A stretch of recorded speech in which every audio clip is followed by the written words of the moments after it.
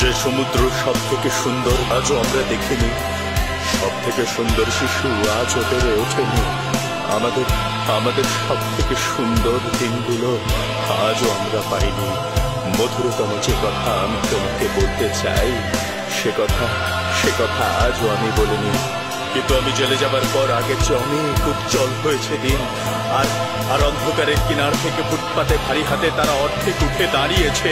আর আমি জেলে যাবার পর সূর্যকে 10 বার প্রদক্ষিণ করেছে পৃথিবী। আর আমি বারংবার সেই একই কথা বলছি।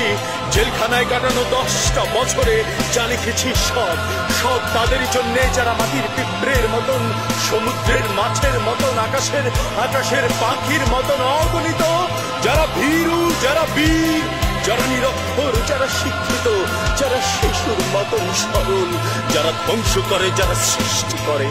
কেবল তাদের জীবন বৃত্তান্ত মুখর আমার এখানে। আর ধরো আমার জেলের 10টা বছর শুধুমাত্র কথার কথা।